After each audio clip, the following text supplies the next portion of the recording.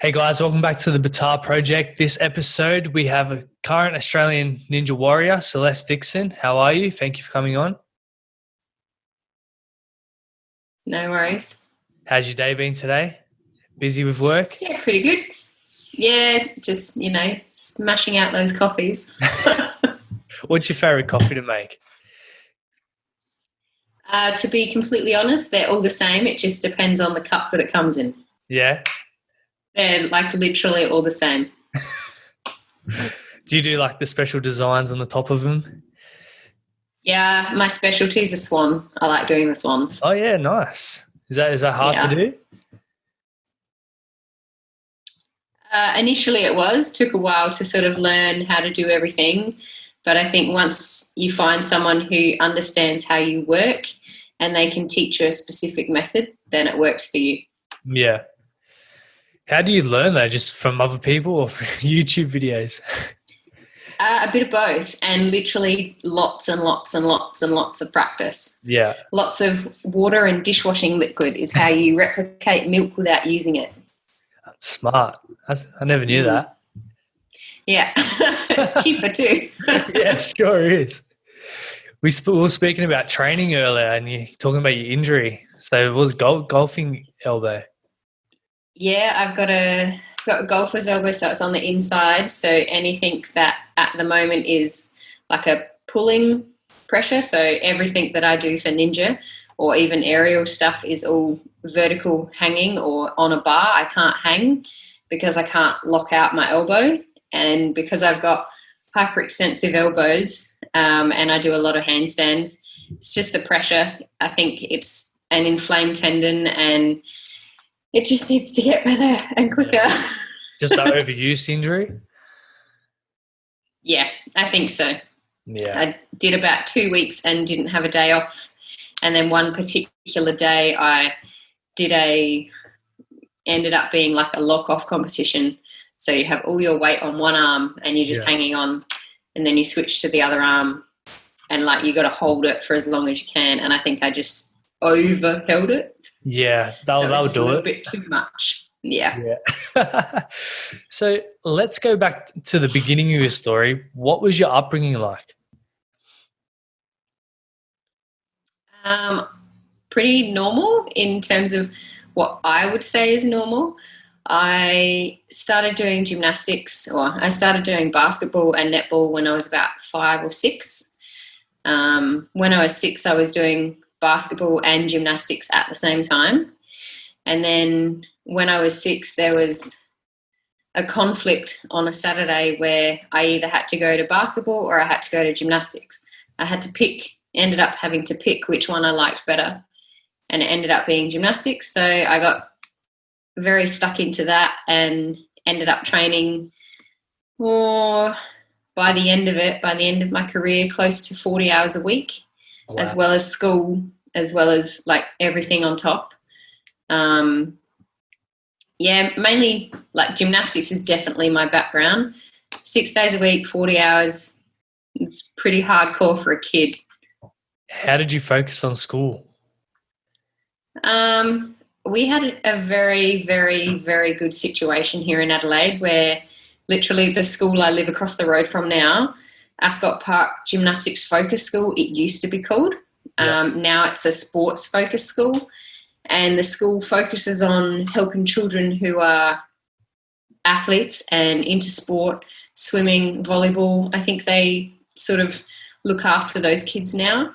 But at the time, all the gymnasts who were within SASI or Gymnastics South Australia all went to the same school. So from grades 1 to 7, you were all in the same class. It didn't matter what year level you were all in the same class and you all learnt the same things. So you pretty much advanced more so than other schooling in terms of when you're in grade 2 and 3, you're learning the same as what the grade 6 and 7s are learning. Yeah. So you were more advanced in terms of that. They would pick us up from the gym in the morning. So we'd train, our parents would drop us off at 6:30 and we would train from 6:30 until 10:30. in the morning, and then the bus would pick us up. We'd go back to school. We'd have 15 minutes for recess, and then we would have maybe an hour and a half or 2 hours of learning, and then we'd have lunch for half an hour, and then we'd have maybe another 45 minutes, and then we'd be driven all the way back to the gym, and we'd train from 3 until 6 o'clock. Wow. 6.5 hours a day. That's a cool schooling. Did it ever get boring doing the same thing every day? I guess you didn't really think about it, to be honest. That was just what we did. I think the worst thing that if I look back now, the worst thing that I look back is everyone goes on about, when you were a kid, didn't you do this? No, I didn't. Didn't you go and do this with your friends? No, I didn't. I didn't have friends like that. I had gymnastics training mates. That was it. Yeah. So very different lifestyle, but something that I would never change. Yeah. Do you have many siblings?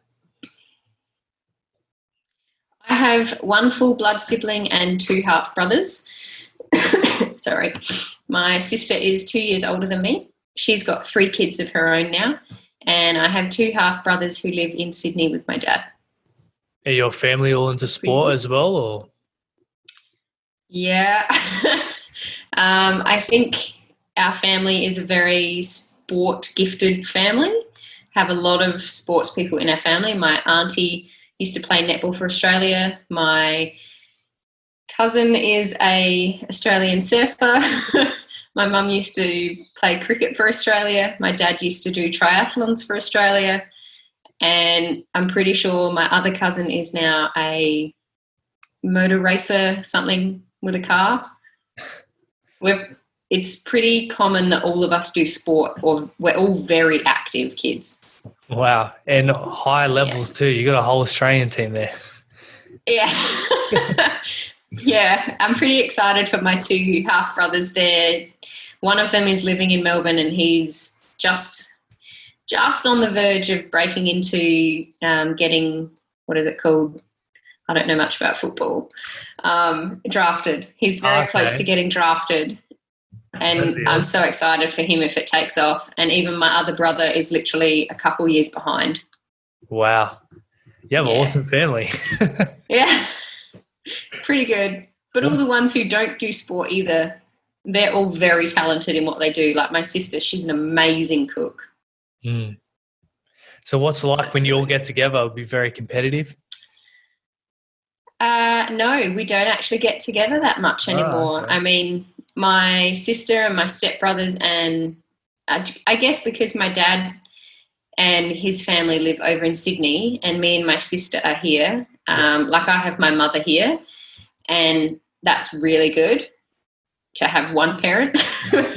But then when you look at everyone's sort of separated and everyone's older, I guess when we were heaps younger, I remember when my grandma was still alive, she, every Christmas and every Mother's Day and every one of her kids' birthday, we would have a massive gathering together, and all I remember is playing backyard cricket. That got competitive. Yeah. That's the awesome bit about family, is when you get all competitive. Yeah, sometimes too much. Yes. So when did gymnastics start getting really serious for you? I'd probably say it started to get really serious in terms of the level and the importance. Probably when I was about 10, maybe 11, only because at the time, prime age for the Olympics was 15 and 16 years old. These days it's a lot older. It's between 19 and 21. So since I've retired and now, so since 2001, and so 20 years, God, that's a long time, the sport has changed dramatically in terms of how much they push children. And that came into the effect in 1999. The Olympic Committee changed the entering age for female gymnasts. You must be turning 16 the year of the Olympics in order to compete. Yep. So therefore I was too young. I was 3 months too young because my birthday fell in April. So if I was 16 that year, I would have gone. I was already in the team. I was ready to go. I was living in Canberra. I'd given up my life here and gone and moved over there. And then everything just kind of went, We're going to take that away now. But in the lead up to that, before all of that happened, I guess they get sort of stuck into your head around about the 10, 11 age going, you've got 4 years to be ready. So you have 4 years to sort of be the best that you can be, and they're pushing you. And I mean, I'm very thankful for the experience, but then in some aspects I do look back and go, oh, that was a bit wrong. But then if it didn't happen to me, I wouldn't be the person I was now. Yeah. So I can see the good and the bad. That would have been shattering as well. 15 years old, about to go to the Olympics, and they take that away from you. Yeah. At the time, yes. Very, very, very angry. Now, not so much, because I can understand the reasoning as to why. Yeah. But then in the reverse of that, still, it's like, well, they're still pushing those kids at that age. So it doesn't really make any difference. If you're ready, you're ready. Yeah. But I guess they wanted to make sure, especially these days and especially with COVID, the mental capacity of what's going on. When you're 15, you are literally still a child. Yeah. But then I think that about a lot of 22-year-olds too. Exactly. How did that affect you mentally, like training for so long? And then, yeah. I think probably the biggest advantage for me at that time was they had changed the age, and I'd come back to Adelaide and I was still training, and I ended up having a massive fall. I had a massive injury. I had a really big fall, and it took me out for close to 6 months. Not completely, like I didn't go to the gym for, I think I missed completely 2.5 weeks. And then it was just light training and then gradually getting back into it. But I wasn't at full capacity training for 6 to 8 months. So I think that sort of lessened the blow a little bit in terms of I wasn't there anyway because I had fallen. But who's to say whether that would have made my drive more or less? Yeah. It just depends. But that was kind of the final straw for me because of the injuries. What injury did you suffer when you had that fall? About 4 altogether. I did a release move on the bar and I missed the bar. I landed way too close. You're supposed to let go, turn around, catch it with your hands, and I hit the bar with my elbows and slid down, and then we have these guards on, and the guard caught on the bar, and then I just fell onto my stomach where the lower half so from my belly button down landed on a crash mat, and the top half of me just landed on the floor. So in that fall alone, I broke my elbow, dislocated my wrist, slipped 3 discs in my back, and ruptured my kidney all at once. Nice. That would have been a good story to go to school with. Yeah, I didn't go to school for 2 weeks. Oh, that would have hurt. So, yeah. After that, did you have another shot at the Olympics or? No, I think I kind of got to the point where it was too much for my body to handle, especially after the fall.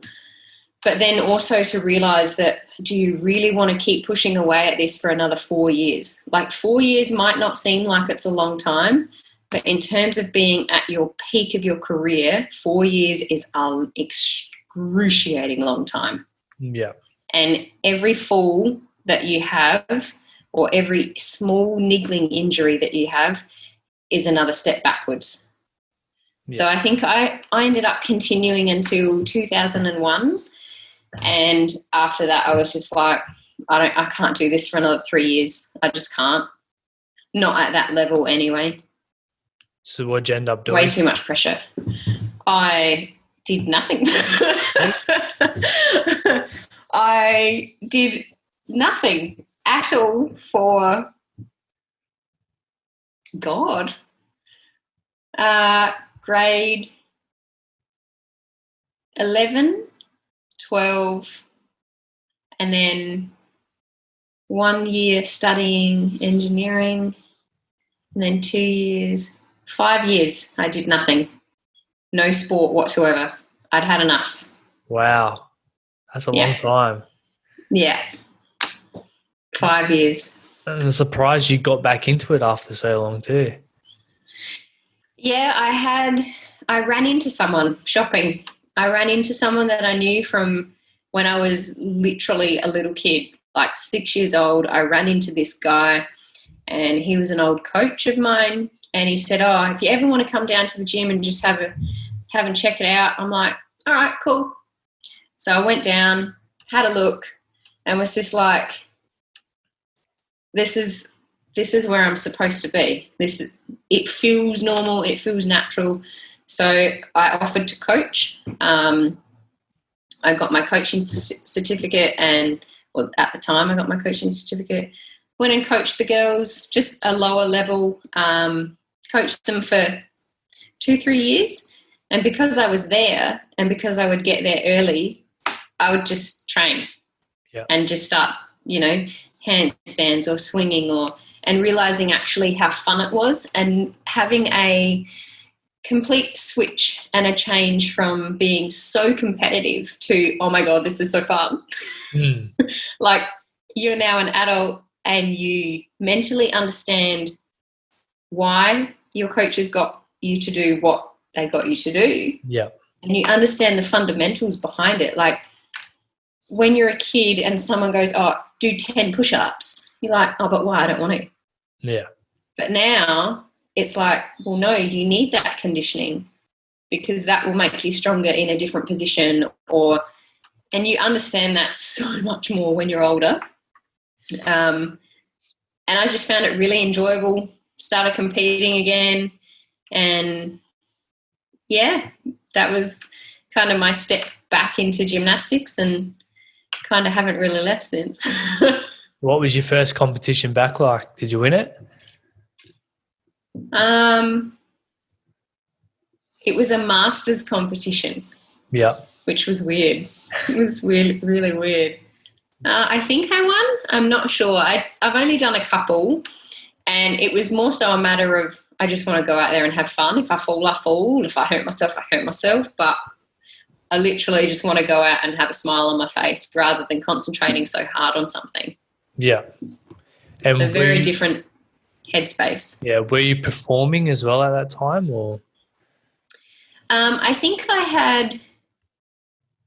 I'm not sure I had started doing aerial stuff, but I wasn't performing at the time. So when I started performing with aerials is when I sort of stopped doing the gymnastics because the aerials took over. Yeah. So that was cool. So what's so different about gymnastics and aerials? A lot less impact on the body, like a lot. No jumping, no sort of, I would say no injuries to hands or shoulders or anything, but there is quite a few shoulder injuries. I had a massive one that is fine now, but at the time, I guess I just wasn't in the right position and just slipped, and that was it. Yeah. But in terms of the difference between gymnastics and aerials is it's a lot more performing arts, so it's a lot more dancey. I don't do too well on the dance front though. Mine's very skill-based. Yeah. I'm not very dancey or graceful is the word. I don't like being graceful. So it's just like a routine that you follow for your performance? Every performance is always different. Yep. slightly. It depends on what apparatus you're doing. I do rope mainly now. I love training on silk, and I'm starting to get more into straps, but I wouldn't say I'm a performer in straps by any means. Sure, I could make something up and it would look fine. But silks and rope, definitely. I did rope at the Adelaide Fringe this year with a new company. That was really cool, and we were really fortunate enough to just get in before the COVID cut off. Yes. So that was wicked. Yeah, Adelaide Fringe is a big show, isn't it?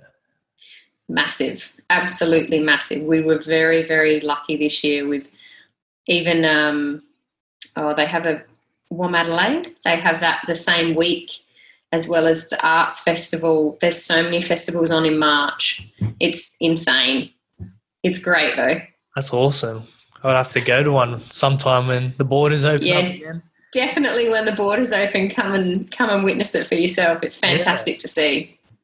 So how did you find yourself getting into Ninja Warrior?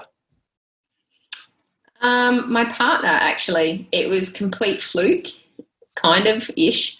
I'd always watched it on the TV, and my partner came home, 5 years ago now? Yeah, 5 years ago, and was like, my friend saw this on the internet. Did you want to enter it? They think you should enter. And I'm like, yeah, okay. All right, I'll have a look and I'll send off an application. So I literally just filled out the application along with 7,000 other Australians the first year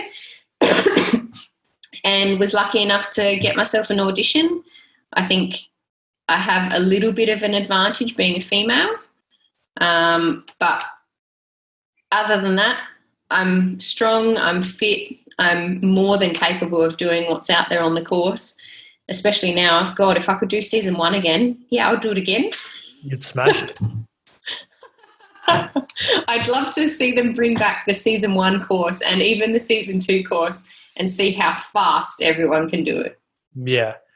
What that were would be cool. Auditions like? What did that involve? The first year? Yeah. So every year has been different. So the first year, the physical audition was probably the second hardest one. First year it's like a 20-minute fitness test, and they're in 5-minute blocks with 1 minute break in between. So the first one was a 5-minute plank on your elbows, and I guess they judged you on whether you needed to come down and then go back up or whether your position changed. After the 5 minutes, you had a minute's rest, and then it was 5 minutes in your own time, mind you. Burpee, jump to a bar with a chin up, get back down, burpee, jump to a bar, chin up for 5 minutes continuously. Excuse me. A minute break, and then it was a 5-minute dead hang, so hanging onto the bar, and you're not allowed to come down. You were allowed to come down, but I guess they marked against you. And then you had a minute break, and then you had to skip for 5 minutes. That was the first year. Yeah. It was very shocking at the time. No one knew what to expect. Whereas the season 2 auditions, even though they were similar, it was much more cardio based. And then the third season, what did we do for the third season? The third season was a little bit different for the returning ninjas. I'm not sure what the new ninjas had to do, but it was a little different for the returning ninjas, where it was more, why should we get you back? Yeah. Basically, like it was more, why should we get you back? Which, hey, look, that's fair enough. But I still want to point out that every year, all the returning ninjas must send off an audition tape. We must audition exactly the same. We still need to go through the same process. No one's invited back and like gone, oh, well, you're straight in. Everyone has to go through the same process. Otherwise, it's not fair. Yeah. And that's good that they do that, I think. Mm. I thought the auditions would be doing some of the obstacles. No, because you're not allowed on them. Yeah. True. How big are they? This year they did, massive. Yeah. Absolutely ginormous. So if you, to give a gauge, would be,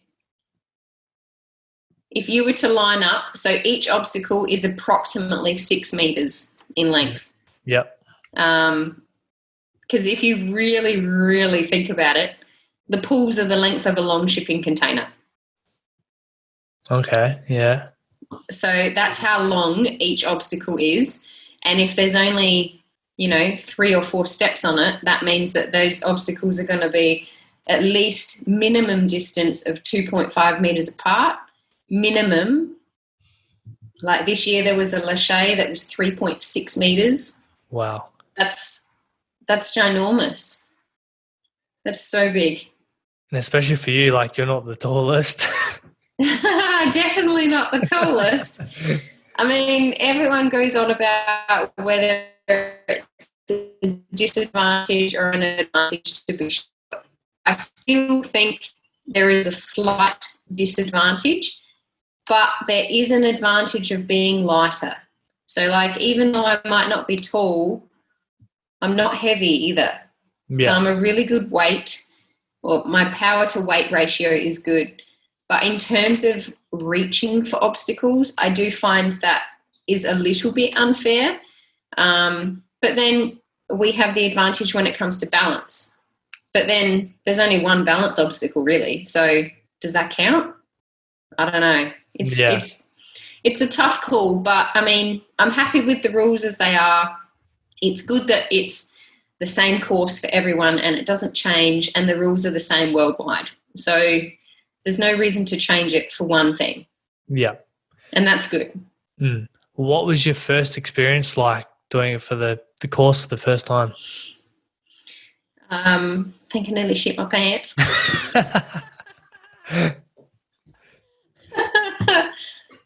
Daunting is probably the best way to describe it, just because you've been hanging around all day, you've been recording stuff all day, you're trying to keep yourself mentally psyched, but you're also trying to think, just calm down, just calm down, just calm down, just calm down. And then it's like, no, I need a nervous pee, need a nervous pee, need a nervous pee, over and over and over. And then they finally call your name up to go and it's like, can't breathe. But then as soon as you get up there, it's like, I guess it's the same with any sport, really. As soon as you start, you don't really think, it just happens. Yeah. The adrenaline. I think the biggest thing that I remember is probably from the very first season, standing on the stage and the buzzer's going and I'm looking at the lady down on the side ready for her to say go, because even though on the TV it goes beep, beep, beep, beep, we don't hear that. Oh, okay. And we hear something different. And then you hear this 3, 2, 1, go. And it's like, oh, okay. So I jumped onto the first step and I grabbed it and I was like, oh, it's a little bit grippy, like the type of material. And then I looked over at the other step and I'm like, oh, that's a long way. I don't know whether I'm going to make it. And I'm like, oh, I don't know. So I just jumped across and I was like, oh, I made it. Because the distance they are apart is my entire height. Yeah. So it's like, I honestly didn't know whether I was going to make it. But then, get to the end and you're like, oh, yeah, I did it. Let's go, next one. That's crazy. I think you just have fun with it now. Yeah. That first time, did you complete the course that first round or? No, I got all the way to the 5th obstacle. I was one of the only females to get past the 4th obstacle on the night that I was on. And I got to the 5th obstacle and it was the tilting ladders. Yep. And when I swung, the ladder had come down and I was on the end of it and I swung and I reached up to grab the other one and I honestly did not even think, and I grabbed my hand over. Yeah. And the jolt when it came down just felt like it ripped my shoulder out of its socket, so I let go. God. Whereas if I could do that now, I would do it very, very different. Yeah. But I think looking at an obstacle now and knowing sort of how my body works more, which again is experience, Yeah. the same as gymnastics. It's just the way you look at something, you think, oh, okay, so when I grab it, I need to adjust with this muscle, or I need to actually catch it and then lower it, or not just catch and pull. You look at things very differently when you've done them a couple of times. Yeah. And how many seasons did it take for you to conquer the warped wall? Season 2? Yeah. Yeah, season 2. Yes. Season 2, I got up the warp wall, which was a great moment. Were you one of the first Aussie women to do that, or? Yeah, so in season 2, there were 6 females who hit a buzzer. There was myself, Olivia Vivian, Georgia Benora, Betsy Burnett, Andrea Ha, India Henry. I think that's all 6 of us. Yep, pretty sure. Yeah, that's all 6 of us. So we all hit a buzzer that season, and I'm pretty sure it was the first worldwide that there had been that many females hit a buzzer. I'm pretty sure. And then from there, like in the semi-finals though, there was another 2 females who also went up the warp wall, and I kind of feel bad for them because they did such an amazing job of getting up the warp wall and progressing further in the semi-finals, than even I did. Like I fell on obstacle 5 in the semi-finals in season 2. I didn't even get to the wall, and then some of the other girls made it past where I was in the semis and got to like obstacle 7, and I feel like they didn't get enough gratitude. Is that the right word? Yeah, gratitude. Or I don't think they got enough congratulations for how actual well they did. Yeah. They did amazing. How tall is that wall? 4.25 meters. Okay. The standard wall is 4.25 meters. You see some people get it. It's pretty high.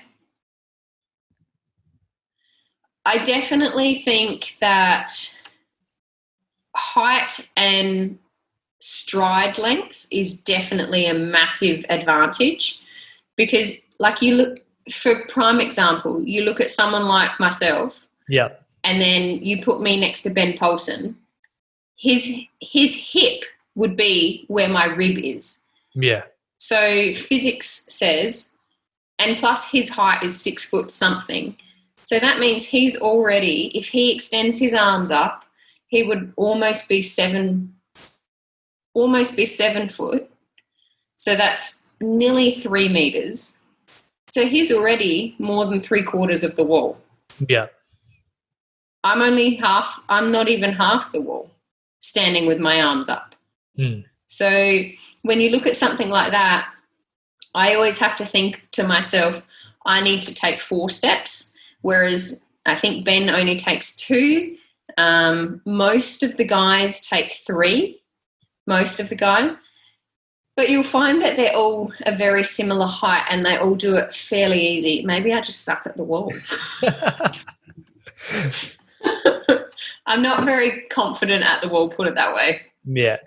After that first season, I guess, seeing all the obstacles, how did you go away and train for it for the next season? I built one in my backyard. Really? Yeah. You built the wall as well? Yep. That's awesome. Yep.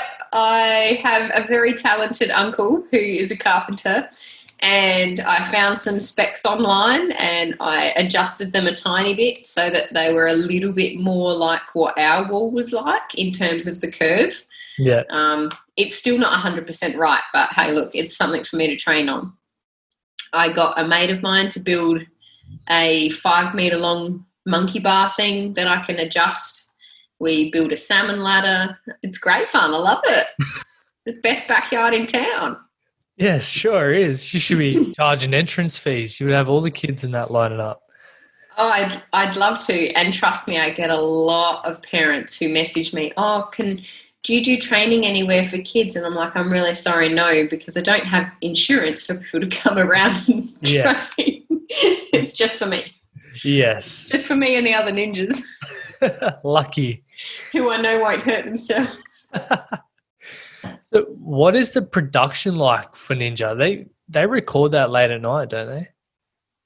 Yeah, it's recorded pretty late, but, you get told all of this in the contracts that you sign. Yeah. So it's something that you're very well aware of.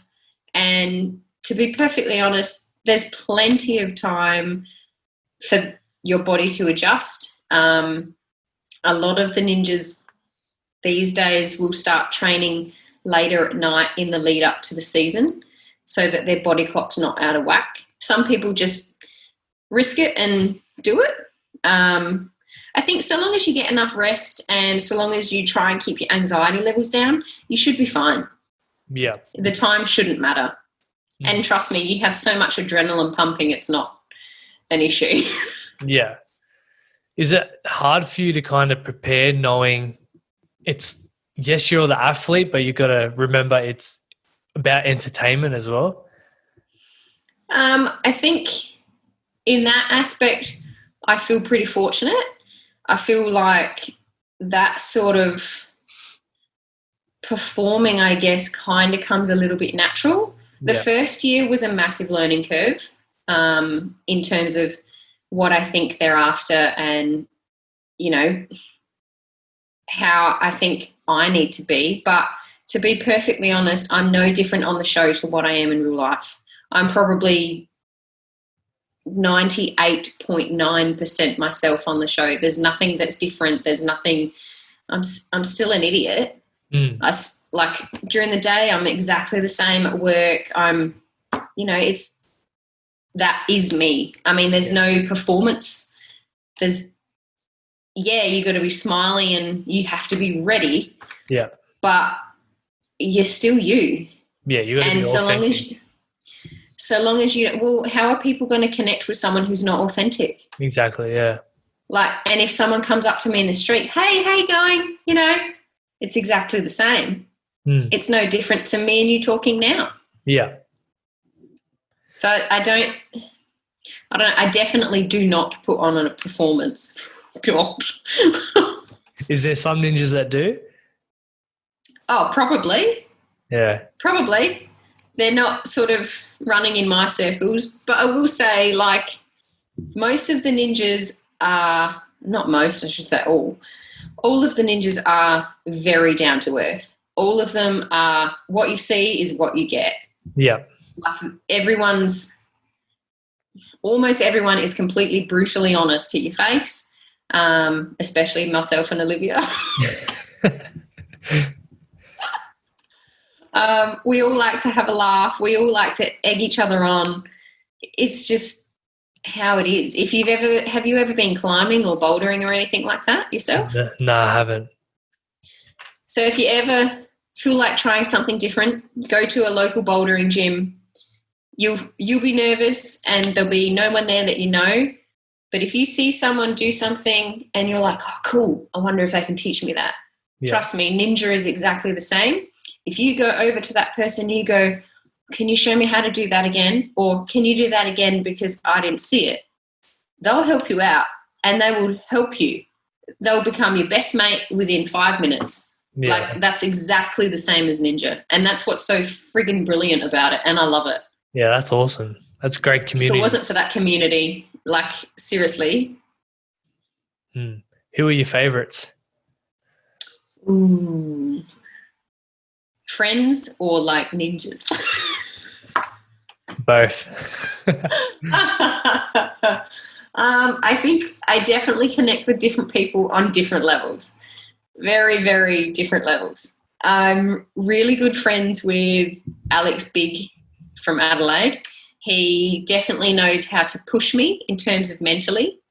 But I love training with him because of that. Yeah. Plus he's a great dude too. He's just genuinely awesome. I love watching and just being a fly on the wall when all the peninsulas, they're called. Yeah. So like Ashlyn, far out. Ashlyn, Troy, Zach, when all of them guys train together, Charlie, Sarah, I just want to be a fly on the wall and just watch and watch the shits and giggles go on. Yeah. It's just hilarious. I think we're all a bit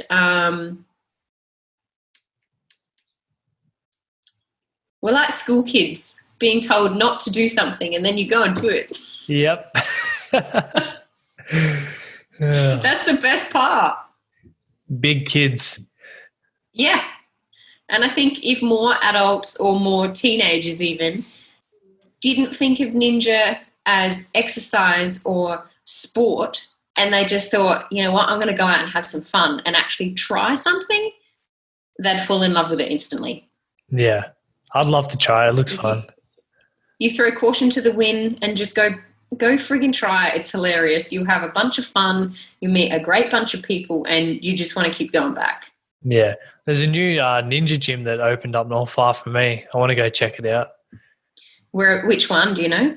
I forget the name of it, but it's like 20 minutes away from where I am. I'm in New South Wales. Oh, that's the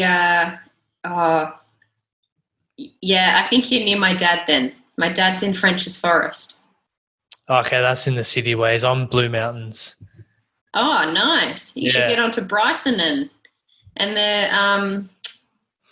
the Cozzy brothers, all the climbers from season 1 and season 2, they live down there. Oh, do they? Okay. Yeah. They're all physios, I think.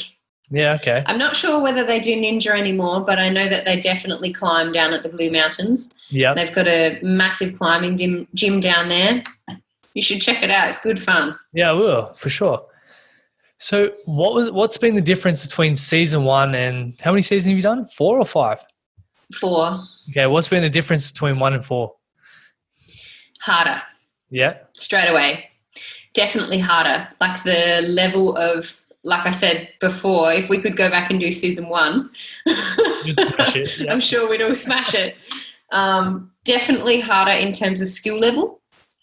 Plus, I also feel like for the people who've done well in previous seasons, I feel like there's this certain pressure on some athletes that it depends on the type of person you are in terms of letting that go. Like this year was the first year that I didn't make it to the semi-finals, which, yeah, was disappointing. But if I look at my heat and I'm like, but, you know, realistically, there was 30 people in my heat. Normally there's 40 or 50. So the odds are already almost cut in half. And I qualified, I think, 19th. Yeah. So I missed out on the semi-finals by 2 spots and literally 20 seconds. If I look at the numbers and I look at it like that, I did so well. Yeah. And on any other night, I would have gotten through to the semi-finals. But it's the name of the game. So you got to take the good with the bad. And if you can look at the good outcomes of, like this year for me, that's the fastest I've ever moved. I got to obstacle 4 in a minute flat. That's unbelievable for me. Like the year I made it up the wall, it took me 7 minutes. Yeah. That's 7 times as long as it took me this year to get to obstacle 4. And I only got 2 more obstacles. So for me, I had a great year, even though I didn't perform to the same level, if you know what I mean. Yeah. So I think if you look at it like that, it just depends on what you want to take away from it and what sort of experience you want to say that you've had. Yeah, exactly. What's the furthest you've been? I've been to the semi-finals every year except this year. Okay. Every single year. That's awesome. Yeah. It's a pretty good achievement. What's your hardest obstacle? The wall. Yeah? The wall. Definitely the wall. Friggin' hate the bloody thing. How many times have you conquered it? Only the once. Only the once. Okay. Yes. Only the once. Your enemy then. It's I think half the problem is getting there. Yeah. I mean, if you could skip, do you know how knackered you are by the time you get to the end? Oh my God, it's exhausting. Like, yeah, it might only go for a minute or 2 minutes, but you get to the end and you have exerted every single ounce of energy and your legs are like lead.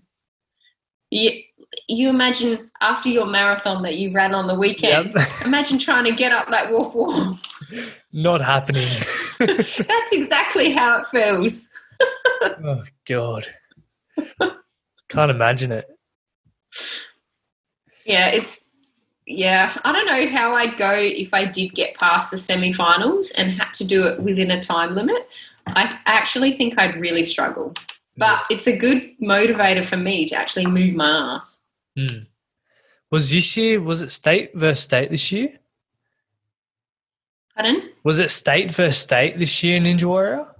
I seen something like that. Yeah, they did that. That was pretty exciting. Bit unfortunate with the timing. Yeah. We had a backup South Australian team this year. So the only person who was supposed to be there that was Nathan Riles. The South Australian team was supposed to be myself, Stuart, and Alex and Nathan. And because Stuart and Alex were both already in 2-week isolation because they'd returned from interstate, they weren't allowed to then leave the state again. And even though I wasn't in isolation, if I did leave the state and go back to Melbourne and then come back to Adelaide, I would have had to isolate for 2 weeks, which means my entire house had to isolate and miss work for 2 weeks. Yeah. So I kind of was in a it was probably one of the hardest decisions I think I've ever had to make. And to be asked in advance and know that this is coming and be so pumped for it, and to do a team event, something new, something completely fun. Yeah. And then to go, oh yeah, no, I can't come. That was devastating. Absolutely devastating. Yes. But the people who went and represented SA were really good. So hopefully they do it again and hopefully I get a shot. Yeah, coronavirus stuffed a lot of things up, didn't it? So many things. Many things. Are you wanting to do Ninja again next year?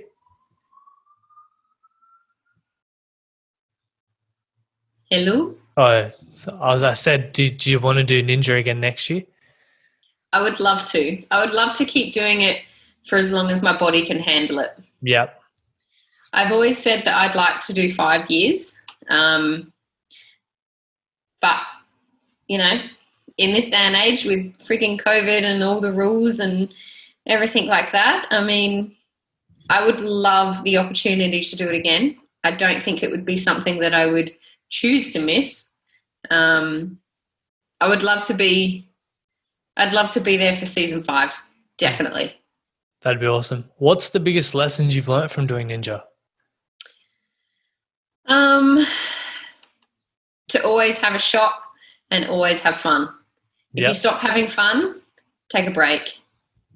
Yep. If you stop having fun with it, you need to take a break. If you start taking it way too serious, I think maybe take a step back and have a look at what you're actually being given, this great opportunity, or you've got this great blessing to go out and do something like this that not many people get to do. And it just take that as great. Like, it's fantastic. Just do it. Yeah. Do you have to pay your own way, or do they pay for a lot of your stuff? They pay for you to travel over there and stuff like that. It's a TV show, so they cover all of that. But they don't cover family and stuff. So the family that do go to support you, they're all paying their own way. Yeah. But hey, like, it's $100 for a flight these days. Yeah, it is what it is. It's not that bad.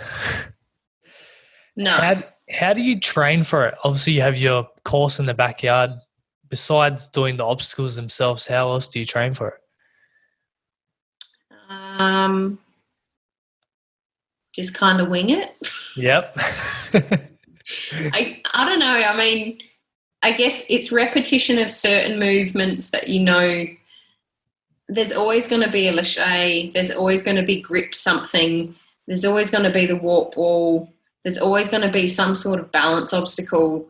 You can never practice for the obstacles because you never know what they're going to be. Yeah. The only one that you know that, God, and even then you don't know that it's going to be there. The only one that you know that is kind of going to be there is the warp wall. The rest of them you actually have no idea, and that's what makes it half the fun. You have to think on the fly. Like, you're only showed in the afternoon that you rock up, you're shown your obstacles. You don't get to go on them. You get to see one person do them, and this one person has done them 1,000 times over to perfect it. So you're trying to make a mental image of, okay, well, he's gone left, right, left, right. But what happens if I go right, left? Yeah. Like, you have to pay attention to small little details, how they're grabbing, how long they're hanging on, how high they go. But there's in Ninja Warrior, I mean, if you have any sort of gymnastics base or aerial awareness, you should be okay-ish. And anything that's like climbing finger strength-wise or grip strength-wise, again, you should be okay.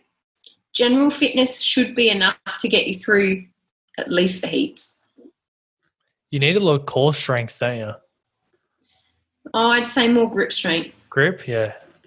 Yeah, definitely grip strength. You'll find a lot of the ninjas these days have all sort of taken up climbing as a sport, or bouldering at least. Okay.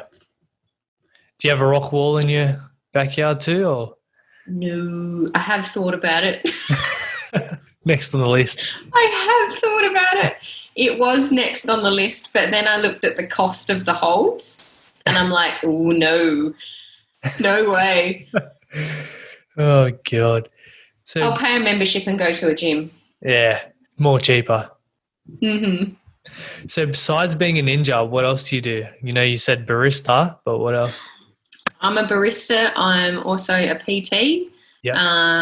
I kind of do that sort of in between my no spare time.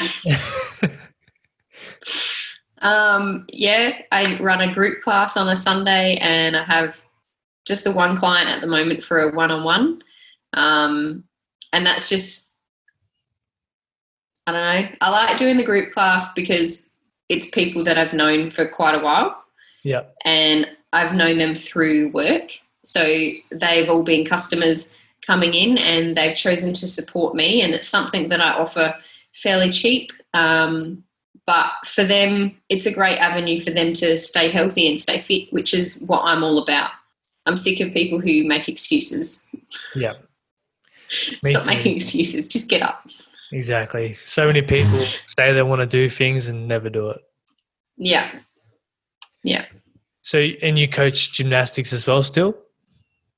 No, I don't coach anymore. I have started coaching at a pole studio, but it's a aerial strength and conditioning class. So for anyone who does circus sort of movements or pole dancing or, you know, anything, they don't even have to do that, to be perfectly honest. If they just want to come and get a bit stronger in order to build up endurance for that type of thing, that's the class that I teach at the moment, which is really good fun. Every now and again I might do a guest appearance at base camp teaching a ninja class, but not heaps often. Most of those classes are for kids, but I'm more than happy to do one-on-one privates and stuff like that. It's just more so I'm not free. I'm working or training, or I'm working 7 days a week at the moment, so I don't really have that much. No, I don't have that much spare time. Yeah. What's it like working with the younger generation and giving back? Amazing. Yeah. I absolutely love it. I work for, well, not work, but I volunteer for the Premiers Be Active Challenge here in South Australia, which encourages kids to be active for half an hour a day. Yep. Whether that be, I think kids, every time you say to a kid, oh, what have you done today? And they can go, oh, I've been to the park, or I went on the play equipment in my lunch break, or whatever. They don't realise that that's physical activity. And that's the bit that makes me a little bit angry when it comes to parenting. One, I'm not a parent. I'm not a parent, so please don't tell me off for that. But in terms of parenting, I don't think parents are encouraging kids to get out there and actually have an active lifestyle in terms of being fun. No. Not in terms of sport. So like a lot of parents are, you've got hockey or you've got football on the weekend. What about they just go and have fun at the park? That's still physical activity. Yeah. Like that counts. And kids need to sort of have that exploring sort of attitude. And to see some of those kids at the schools, and then some of them come into base camp and do a Ninja Warrior class there. But like the kids are so into watching TV these days, and they're so into, they know who everyone is. They know all the ninjas. They know all their names. They know what they wear. And like, if I have a kid come up to me in the shop, it's like, hey, how you going? Like, what are you doing? And, oh, you're still training? And it's always, yes, the kids are shy, but if you can find something to bridge that gap between adult and child, yeah, in terms of physical fitness, Ninja Warrior is the perfect avenue for that. I mean, who doesn't want to be a friggin' 5-year-old kid running around on the play equipment pretending it's a Ninja Warrior course? Exactly. I do. Yep. Like, make it fun for them. And, like, actually join in. Yeah. I can't wait for the next generation to sort of push that a bit more. Yeah. So many adults take life too seriously. They don't want to have fun. Yep. And then their kids are either playing sport or on their phone. Yeah. And the phone stuff is just like, hey, look, I'm a bad example of that because I'm on my phone just as much as everyone else. Yeah. But I do know when enough is enough.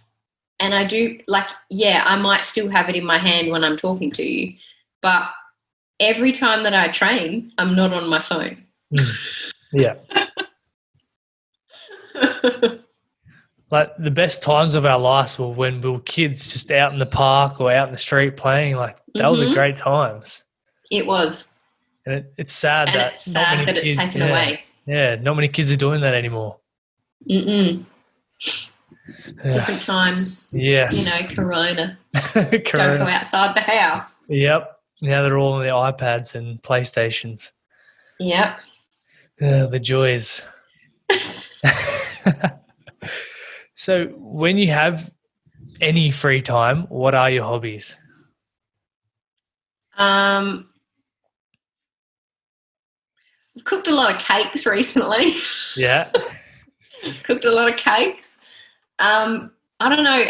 I don't know whether to say I don't have free time because I do. I just choose to do things in that free time. Like for me, prime example, I go climbing. That's what I like to do.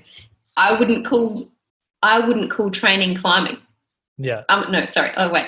I wouldn't call climbing training. For me, that's just fun.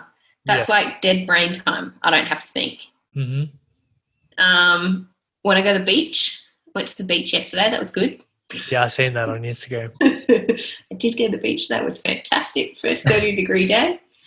Nice. I don't know. I like to keep busy. I like doing things, even if it's just, if I'm bored, I'll go for a walk. Yeah. Or I'll go for a run, or I will go out and train because I'm bored. Yeah. I guess it's kind of a coping mechanism as well to make me do something up here. Yeah. You just like to keep active as well. Yeah. So what's your favorite cake to make? And are you a good cake cooker? I made my very first pavlova tonight. Oh, nice. Don't ask me why it's taken me 35 years to make a pavlova. I have no idea. I do an awesome gluten-free salted caramel brownie. Ooh, that sounds good. It's pretty good. Are you just and desserts? An awesome banana bread that one of the girls at work gave me her recipe, and it works out perfect. That's nice. Do you just bake desserts or you pick other stuff too? No, I do like to cook. I like cooking. I love making curries. There's another girl at work who makes some really good soups, and I always ask her what's in them, and then I try and make them when I get home. I like doing a lot of things vegetarian, even though I'm not a vegetarian. If my partner didn't eat meat, then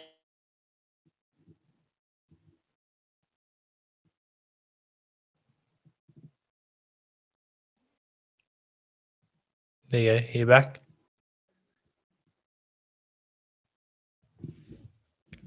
hello. Yeah. All right. You're back. You dropped out there for a second.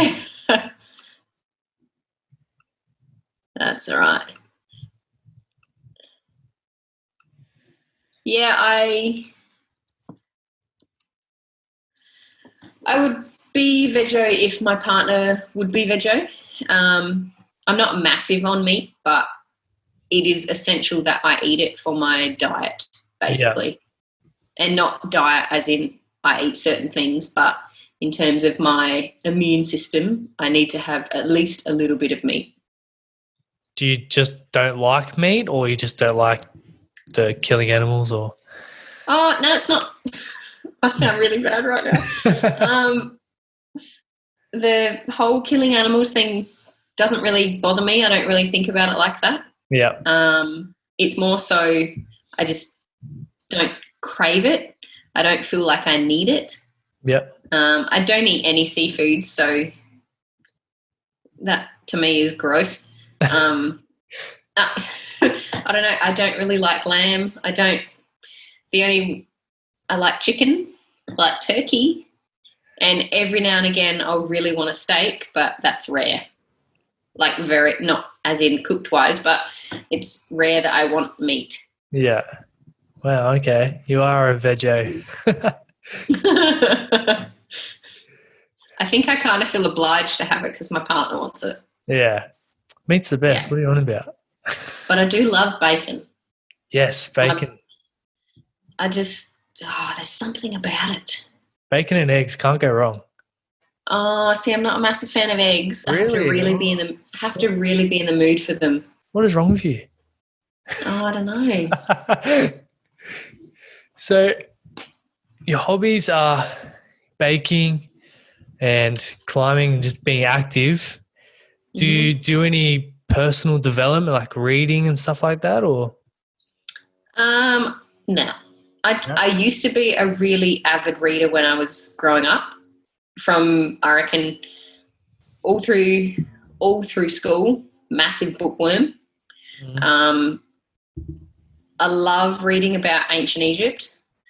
I'm absolutely obsessed with ancient Egypt.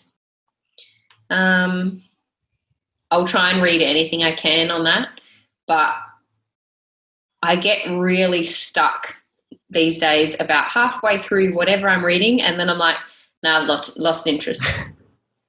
Yes. So I'm not really anymore. Yeah. Have you done I'd like to be, but I'm not. Yeah, I've actually travelled quite a bit. When I was 21, I think, I had saved up for a car. Yep. And then I kind of went, nah, I'm going to go away. So I travelled the world for 3.5 months. Went to a whole bunch of different countries, went the entire way around, and then came back, saved up, and then I moved to the UK for almost 5 years. And when I was living there, I travelled a lot through Europe, went back over to America a few times, and then now, since I've moved back home, me and my partner have been to Vietnam and Thailand. We really want to go to Japan, and I'd really like him to go to New Zealand. I've been there before because my dad lived there, but I'd really like to go to the South Island and see all the adventure stuff is what I want to do. Yes. I don't know. I do really want to go back to Egypt.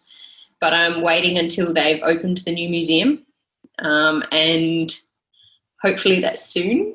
It's supposed to be, I think, next year it's open. I don't know. I really have always wanted to go to the Maldives. Oh, yeah, that looks beautiful. And I've always wanted to go, and I'll have to double check because I have a feeling it may have closed, but I'm not sure whether permanently. I really wanted to go to Macau because there's a circus show there from Dragon called the House of Dancing Water that I really want to see. Nice. But yeah, I don't know. I'll travel anywhere basically. It sounds like you've been except everywhere. for probably the UK. What was I've been to a lot of places, but I don't know. I just didn't like that. How come you didn't like the UK? I think the weather just makes it so goddamn boring. Yes. So boring. And it feels like you're stuck in this continuous loop of let's just be depressed because it's going to rain and it's going to be grey all the time. So what made you want to live there for a time period? Life experience, I guess. Yep. Just like trying to see if it works, trying to see if you should go home. I don't know. We all learn. Were you there for a reason? Like, were you studying or? I moved over because I'd finished my multimedia diploma here, and there was more chances of getting a job over there than there was in Sydney. Yep. And Sydney at the time was more expensive to live than the UK. Okay. So I moved over and I had a apprenticeship lined up with a multimedia firm doing online media. And 2 days before I was supposed to start, the thing fell through because of there was a massive recession. Yeah. So it all fell through and I was like, oh, so what do I do now? And that's how I actually got into coffee. That was the first job that I could get over there, was working in a coffee shop. And then I've been doing it ever since. You loved it, obviously. Yeah, I really do love it. I love the people you meet. I love that it's something that you can control 90% of it, but you can make it change just by one number or 1 second, or all the dials on the machine mean something. Yeah. And you And can change someone's day as hard to well find. by giving a good vibe. Yep. The people you meet are amazing, like especially the customers that come in. You get to know so many people in the community. Like I know probably 95% of the people who come into work by name, what they do, what time they're going to come in, what drink they order. I know it. Yeah. So it's really good to know that. What's been your best travel destination? Egypt. Egypt, yeah. I think it's just, if you've ever looked at the pyramids and gone, how did they do it? Look at something called Abu Simbel, which is built by Ramses II. Yeah. He built it as a shrine to his wife. And I still remember the day. It's on the side of this hill near the Nile. And in 1937, the Nile was rising. So the English physically chopped it into pieces, picked it up and moved it. And like I'm talking, it is friggin' ginormous. And I remember walking around the corner of this hill, and then it's just there. And I just cried. I just cried. It was so good. Yeah. You must love your Egyptian history.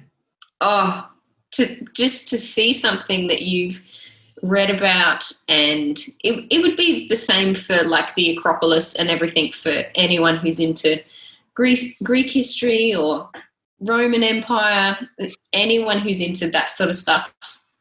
It's unreal. How many times have you been to Egypt? Twice. Twice, yeah. Yeah, twice. And you look to go back next year when the museum opens? I would love to go. I do really want to do the Inca Trail as well. I find that really interesting. Yeah. I want to do some traveling myself. I haven't really been out of Australia, so I want to go to New Oh, Zealand. you'll get there. Yeah, New Zealand's on New Zealand's really nice. It's beautiful. Yeah, I want to start at the top and make my way down to the bottom. You want to hire a van or something and drive down? Yeah. Yeah, sounds great. I wanted to do it this year, but freaking Corona stuffed that up. Pardon? I wanted to do that this year, but Corona stuffed that up. Yeah. I can't imagine what travel will be like or holidays will be like once all of this is over. Yeah. It'll be very interesting. It's going to be very interesting to see even what happens within Australia in terms of travel. Well, I hope it's going to be cheaper. I hope it's going to be soon. Yes, soon and cheaper would be great. I'd really like to see my dad. That'd be great. Yes. So on more of a serious note, what's been your biggest struggle in life thus far and how did you overcome it?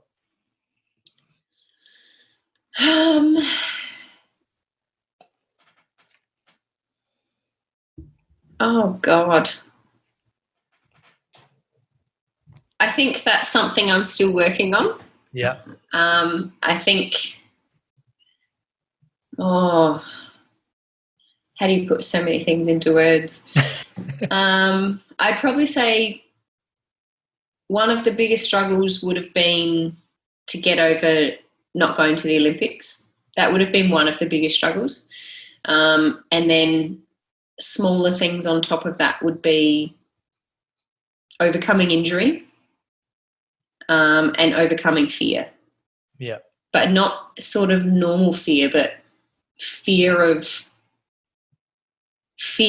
injury before it's even happened. That those two things are something I'm still working on.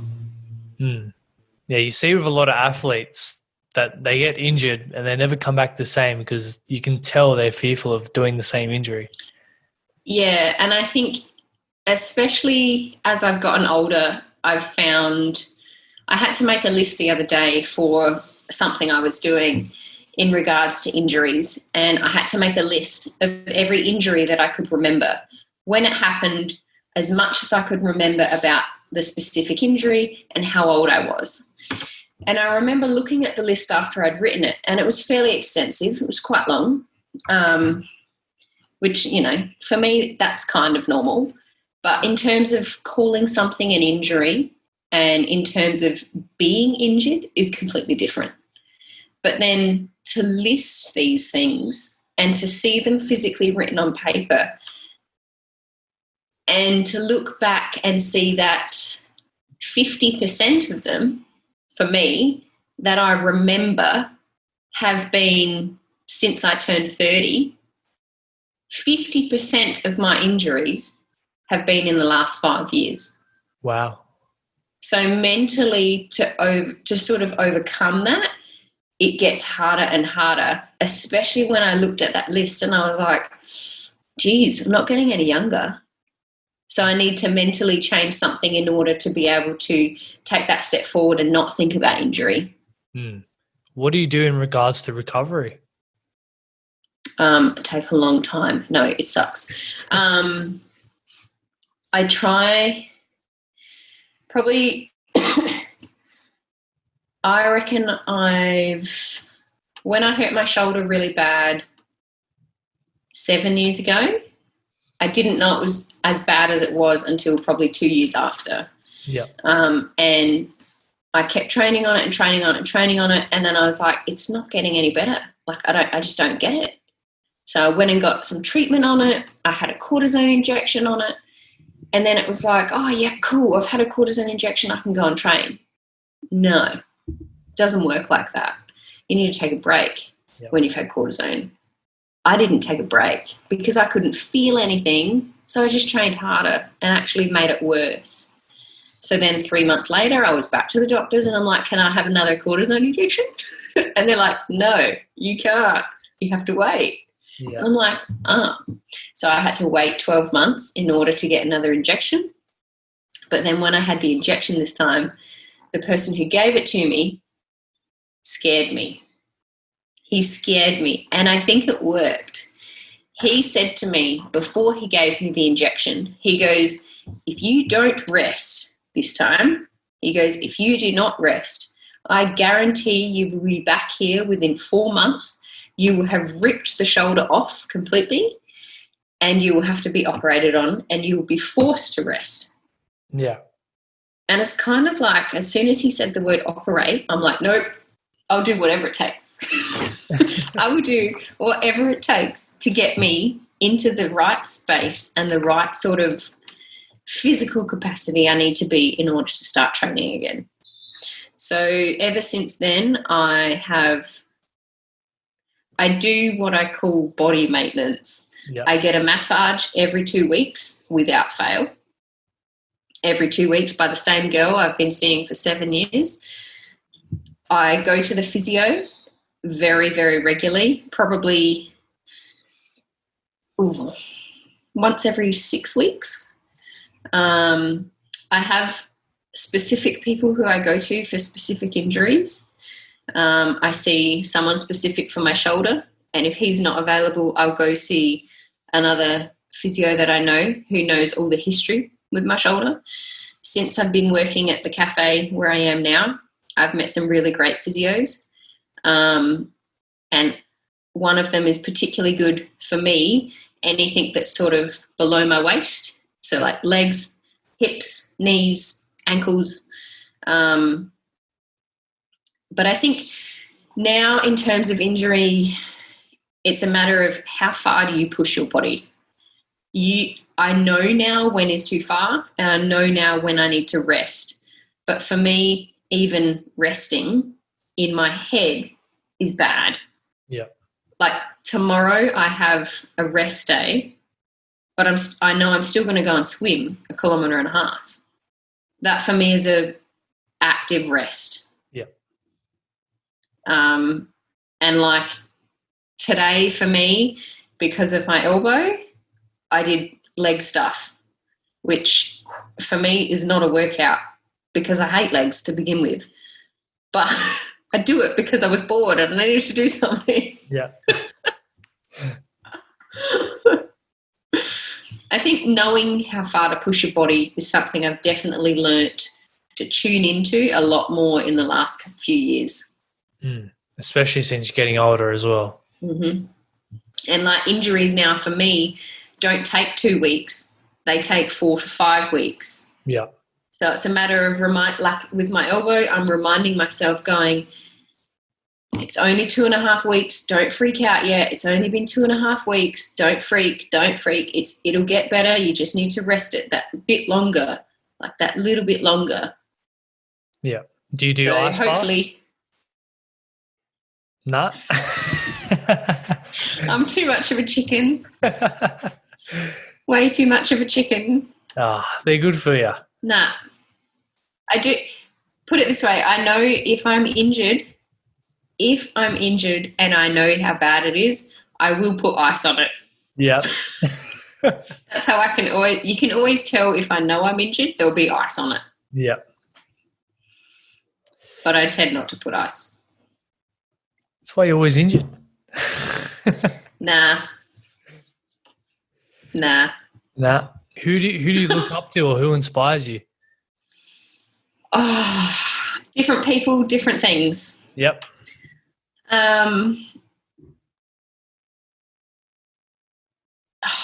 That's so difficult.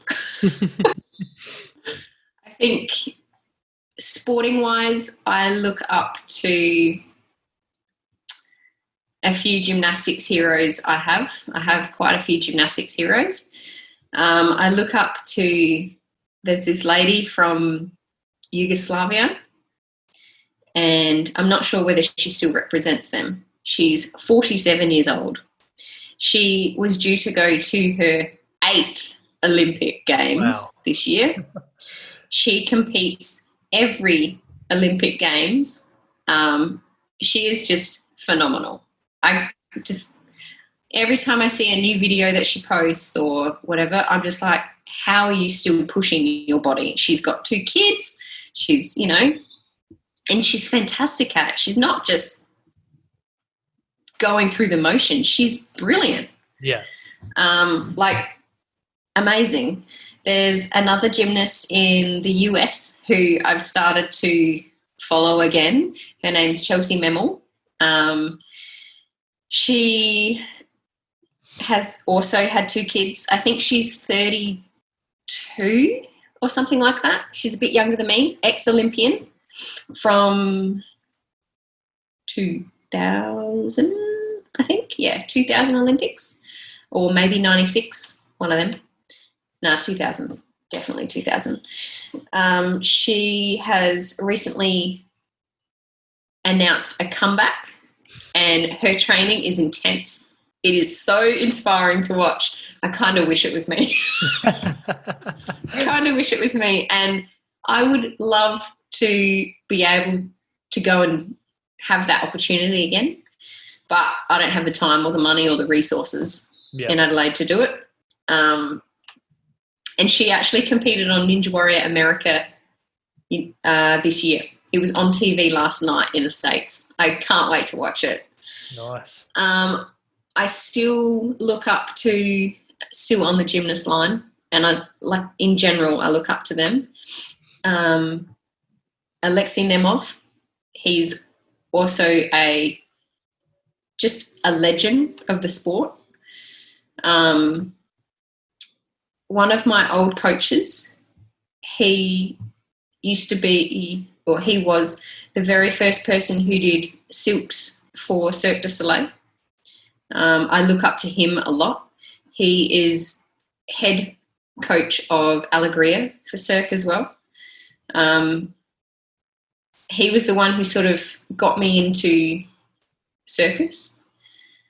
I look up to my mum a lot. I'm very much like her in terms of drive, how I talk, how I look. I'm 100% my mum. I look up to my dad in a different aspect in terms of always being supportive. He's one of the most supportive people that I ever known. And, yeah, he's my father, but in terms of him being supportive, not just of me, he'll support anyone. If he thinks you can do it, he'll be supportive. Yep. Like, he doesn't yell at me any different to the way he would yell at some random kid in a football game. Like, he doesn't yell, bring home the bacon, just at me. Like, everyone thinks it's something that we have. And, yeah, that is something that we share and it's great. But he is very supportive just in general. I look up to my sister, how she brings up her 3 kids, because I don't ever want kids. And I look at her and I think, you're doing a pretty damn good job.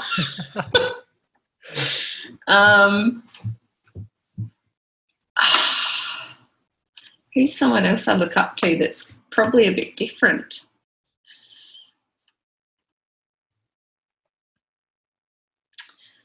Oh, wow. I don't know. I'll have to think on that one. I'll get back to you. You mentioned you didn't want kids. Was that? I hate them. All right.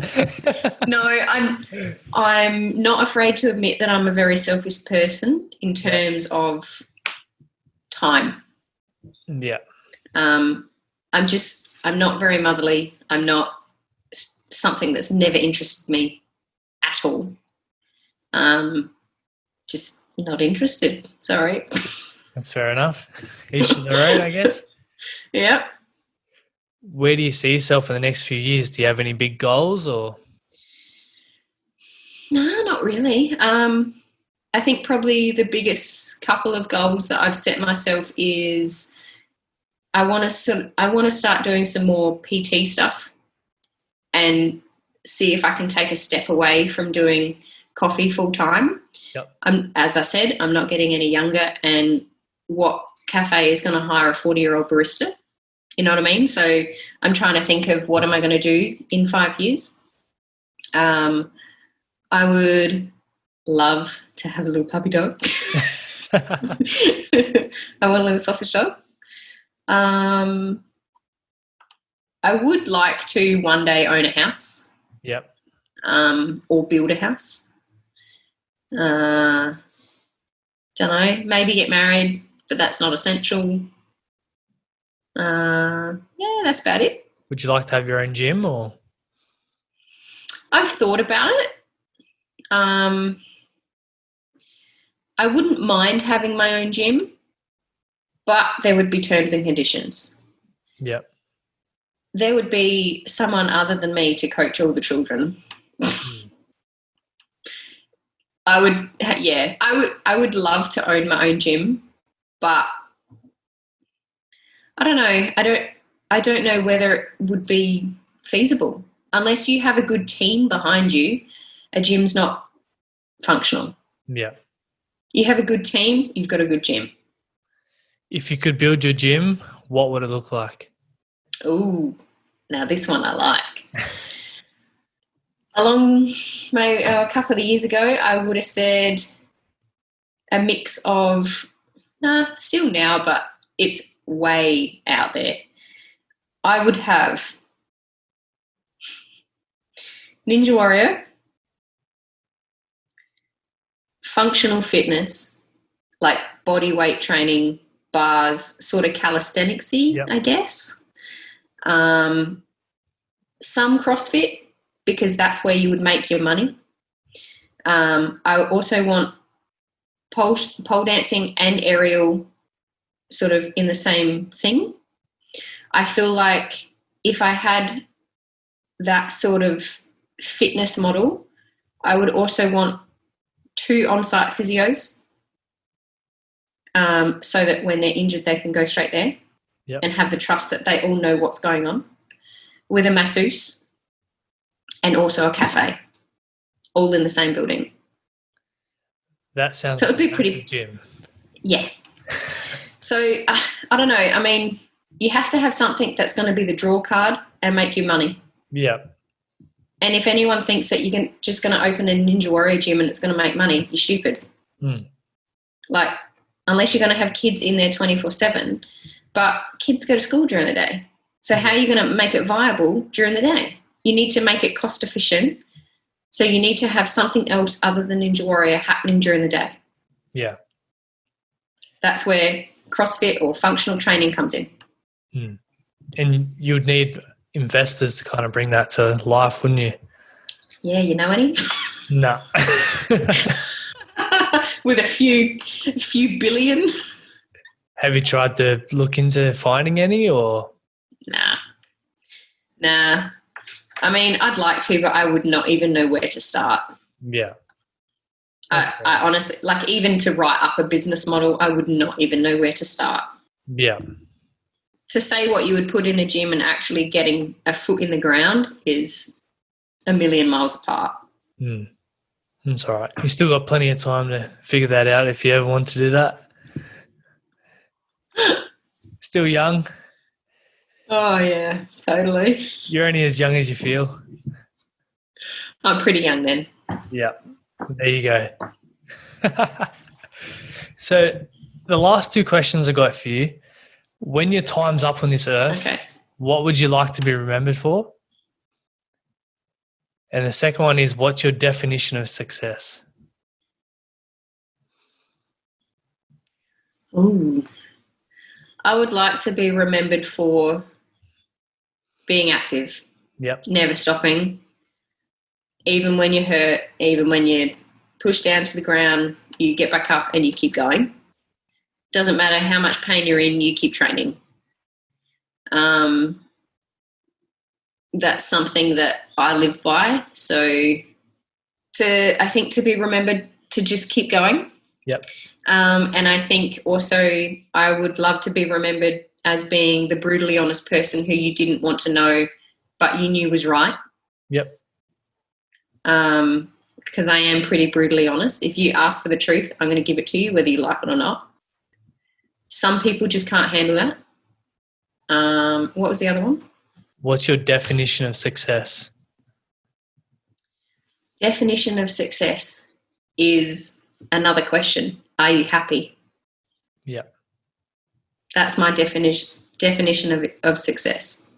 Are you happy doing what you're doing? Mm. And at the moment, yep, I'm pretty happy. That's so awesome. At the moment, I feel pretty successful. Yeah. So many people think it's about money and that, but it's not. No, I don't give a crap about money. I don't give a crap about petty little things. Like, yeah, sure, you've got nice shoes or you've got a nice shirt or whatever. But are you happy living your life at the moment? I'm pretty happy with that. Yeah, exactly. Well, this has been an awesome chat, and thank you for coming on and giving me your time. I really appreciate it. No worries. For all the listeners out there that want to find you or follow you, where's the best place to do that? On Instagram, I'm under Celeste Dixon AU. On Facebook, I think if you just type in Celeste Dixon Aerial Ninja, Yep. or give a follow to Ultra Athlete on Instagram, and you'll find me there too. Sweet. Awesome. Well, thank you once again for coming on. I really appreciate it. No worries. Great questions, by the way. Thank you. I'll let you enjoy the rest of your night. And hopefully thanks, mate. you recover from your injury soon. Yeah, it'll be gone in 2 weeks. No worries. And you'll be back into it. Awesome. Always. Cheers. Have a good one. Thanks heaps. See ya. See ya.